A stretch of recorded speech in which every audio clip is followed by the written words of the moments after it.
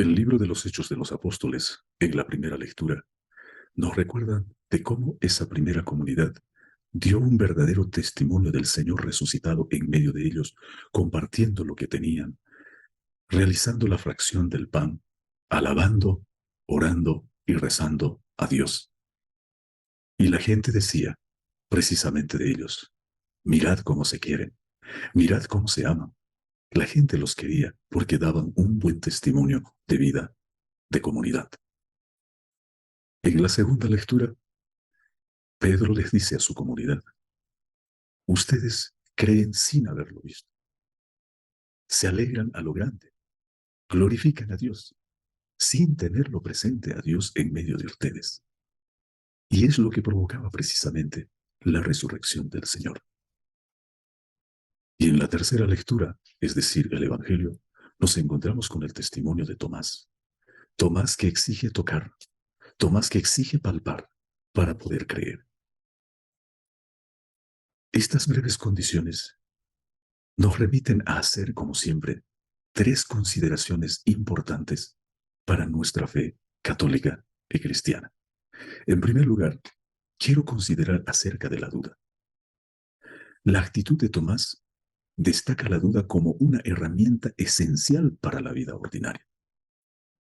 De forma que para alcanzar la verdad, no hay nada mejor que plantarse un día y decir, voy a dudar de todo, así como lo hizo René Descartes. Cuando una persona dice, voy a dudar de todo, tiene que dudar también de Dios, obviamente. En realidad, ¿de qué dudó René Descartes? De la teología medieval y de la Inquisición que hace días antes había matado a Giordano Bruno y él, por miedo, se escapó a Holanda. En el año 1637, desde Holanda, él escribió su libro El discurso del método. Y allí precisamente plantea la duda metódica. Ahora bien, si la duda es una herramienta tan valiosa, ¿de qué podemos dudar nosotros? He ahí la cuestión. Hemos de dudar de las tendencias desordenadas de nuestros jóvenes. El otro día, como solemos decir comúnmente o vulgarmente, pasé justamente por el triángulo, un poquito más allá.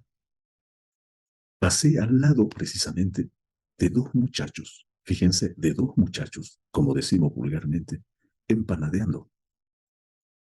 Es más o menos común, normal y natural que un muchacho y una muchacha estén empanadeando. Pero en este caso eran dos muchachos y con uniforme, con el uniforme de su colegio. Pero la cuestión viene, ¿de dónde han aprendido estos muchachos este tipo de comportamientos? Del teléfono celular. Porque allí está la información a la orden del día de forma indiscriminada. Es más, el celular, la inteligencia artificial, te capta qué información te gusta. Y entonces solamente te da ese tipo de información. Y eso es lo que en las redes de la inteligencia artificial han caído nuestros jóvenes. Y por eso manifiestan ese tipo de comportamiento, esa tendencia desordenada.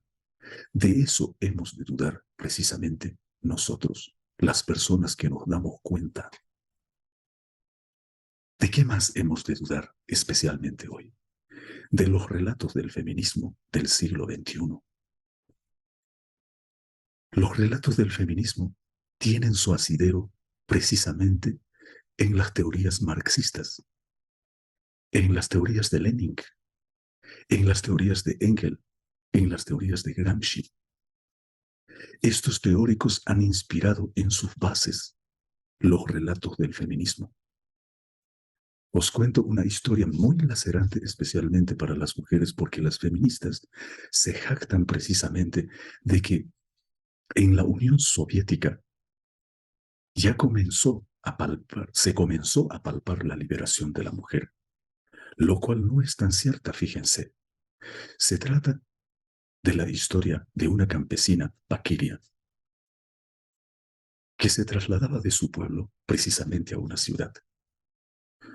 Y allí se encuentra precisamente con un funcionario del Estado, un chequista, ese que hace el cheque, que ese que valida para que una persona entre a una determinada ciudad. ¿Y qué sucedió precisamente? Él, sin siquiera saludarle, porque sabía que la mujer tenía hambre, no había pan para comer, pero él la tomó de la mano y llevó consigo a su casa a esta mujer. Sabía que tenía hambre. Y llegando a su casa, le ordenó que se desnudara a la mujer, aunque la mujer estaba con hambre, porque las mujeres vivían de la prostitución en aquel tiempo, no les quedaba otra alternativa. Por un pan entregaban su cuerpo. Entonces le ordena desnudarse y la mujer se desnuda. ¿Y saben qué hizo? A la mujer desnuda le entregó a su perro. Y su perro ya era entrenado para estos efectos. Después de un buen rato, cuando el perro descargó toda su energía en la mujer, ¿saben qué hizo? Le agarró de sus cabellos y a empujones lo llevó a la puerta y le despidió a patadas sin darle ni un pedazo de pan. Esa era la suerte de la mujer. Los relatos feministas nos cuentan de que en la Unión Soviética se consiguió, o por lo menos se percibió, la liberación de la mujer. Es una absurda mentira. ¿De qué más hemos de dudar, especialmente en este tiempo? De los datos económicos que nos cuentan los emisarios de la política actual. Porque no hay dólares en Bolivia. Por eso hemos de dudar. Nos damos cuenta que hay un gato encerrado allí. Queridos hermanos y hermanas, ¿cómo podemos ver? La duda nos ayuda a poner en entredicho esos relatos. Nos ayuda a poner en entredicho esas bonitas palabras, esos disfraces, esas palabras tranquilizadoras, esas palabras demagógicas e inciertas para dar con la verdad y la certeza que necesita nuestro pueblo boliviano en estos momentos de la historia. Pero a veces hay otra cosa que hay que advertir también. La duda puede ser útil también como un recurso para justificar nuestros propios miedos, nuestros propios pretextos, nuestros propios estatismos, nuestros propios conformismos, las condiciones que ponemos frente a la vida y nuestras propias flojeras. Después de esta reflexión, inmediatamente quiero dar lugar precisamente a la segunda consideración. En la segunda consideración quiero abordar el aspecto de la ciencia. La duda siempre nos arrojará a la tarea de investigar, es decir, a la ciencia. Y la ciencia se rige por la ley de la causa y el efecto.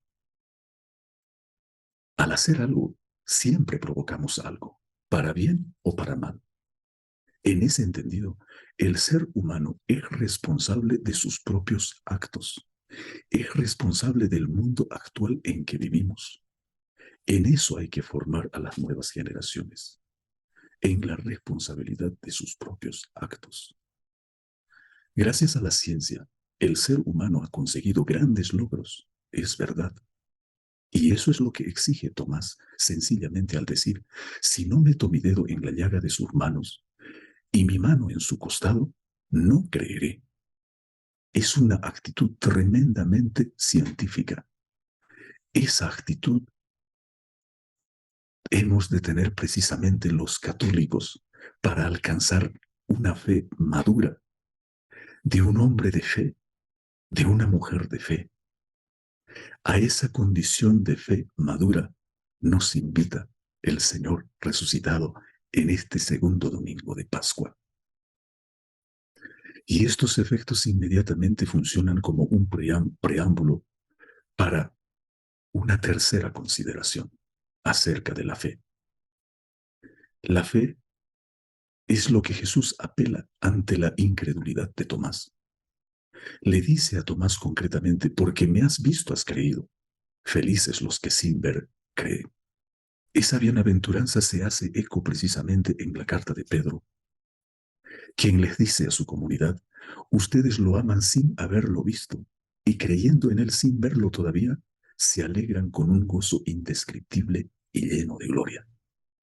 Este es un gran elogio para su comunidad, obviamente, para nosotros también, porque nos hemos reunido en el nombre del Señor. No lo hemos visto resucitar, no hemos visto al resucitado, y sin embargo estamos en su nombre. Gracias a nuestra fe, está presente en medio de nosotros. El Señor cumple su palabra. Cuando nos ha dicho, donde dos o tres están reunidos en mi nombre, allí estoy yo. Donde dos o tres comparten su pan, comparten la comida, comparten la fracción del pan, allí estoy yo. Donde dos o tres se reúnen para alabar a Dios, para adorar a Dios, allí estoy yo. El Señor cumple su palabra. Y esto da lugar precisamente a considerar lo que ya lo dicen los Hechos de los Apóstoles, por la cual la primera comunidad era muy querida y muy admirada. Por eso los Hechos de los Apóstoles dice, compartían lo que tenían, comían juntos con alegría y sencillez de corazón, alababan a Dios y eran queridos por todo el pueblo. Esa vida ideal ya vivimos los católicos gracias a esa fuerza más fuerte que la muerte, que proviene precisamente del Señor resucitado, que está en nosotros, que está en nuestros corazones. Es la razón de nuestra fortaleza, es la razón de nuestra esperanza, es la razón de nuestra alegría y de nuestro gozo. Por eso, en esta misa, queridos hermanos y hermanas, hemos de decir con todo el corazón, juntamente con Tomás, Señor mío y Dios mío, justamente en el momento de la consagración. Cuando alcemos el pan y el vino consagrados, hemos de repetir esa palabra de Tomás, Señor mío y Dios mío. Ese es el símbolo, la representación de una fe madura al que nos invita el Señor resucitado. Paz y bien.